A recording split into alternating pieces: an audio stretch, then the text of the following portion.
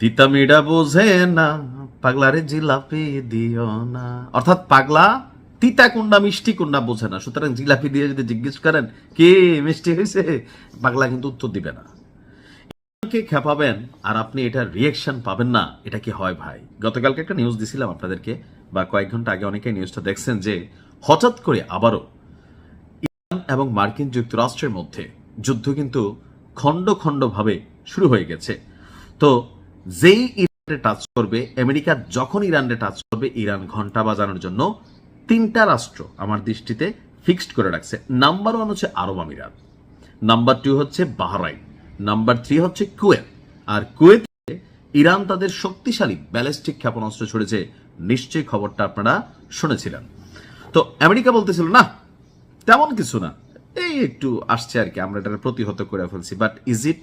আসুন দেখি আসল ঘটনা, কারণ সত্য প্রকাশিত হবে আর মিথ্যা এটা মানে ধামাচাপা পড়ে যাবে। মার্কিন সেন্ট্রাল কমান্ড বাহিনী বলছিল যে আমরা সব সামান্য লালছি। এখন এগুলো কেন বলে? কারণ আরবরা তো ভয় পাইতেছে যে দেখো তোমরা এত টাকা পয়সা দিয়ে রাখছি, তোমাদের ঘাটিগুটি এখানে দিয়েছি, এখন তো উল্টা ভাই তোমাদের কারণে আমরা বিপদে পড়ছি।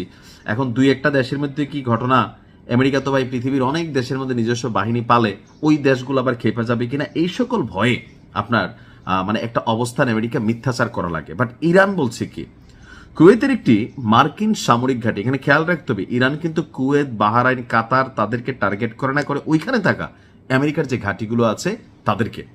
তো এক মার্কিন সামরিক ঘাঁটিতে ইরানের ব্যালিস্টিক ক্ষেপণাস্ত্রের হামলায় অন্তত 5 জন মার্কিন সেনা এবং সেখানে এই সামরিক কাঠামোকে নির্মাণে যারা কাজ করেন ঠিকাদার, তারা গুরুতর আহত হয়ে এই মুহূর্তে হাসপাতালে চিকিৎসাধীন আছে। তো নিউজ কার?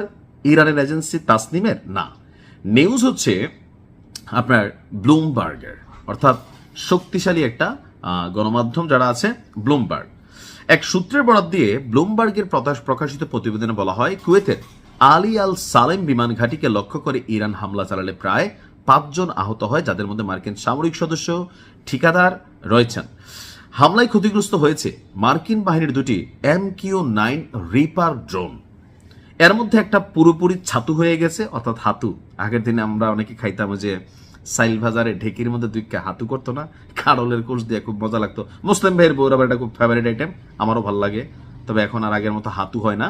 তো এটাকে অনেকে হয়তো ছাতু বলেন আর কি, ওইরকম ছাতু বানাই ফেলছে একটা রিপার ড্রোন। আর অন্যটা এইটাও মোটামুটি বাচ্চা থাকবি বাবু, কিন্তু কাইট দিতে পারতি না, থাকে না, দিলাম দোয়া করে খাইবি ভিক্ষা করে, ওইরকম টাইপ আর কি।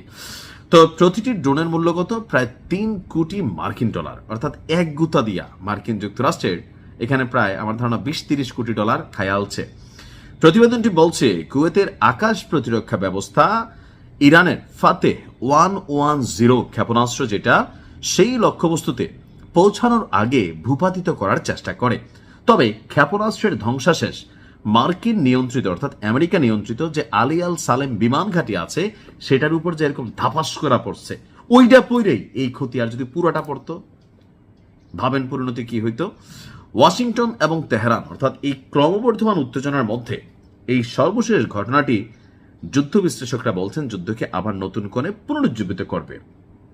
এখন ট্রাম্প এই মুহূর্তে আছে বহুত প্যারার মধ্যে, দেশে বিদেশে আপনার সামরিকভাবে বেসামরিকভাবে তার ক্ষমতা নিয়েও বহুত ধরনের কাহিনী হচ্ছে।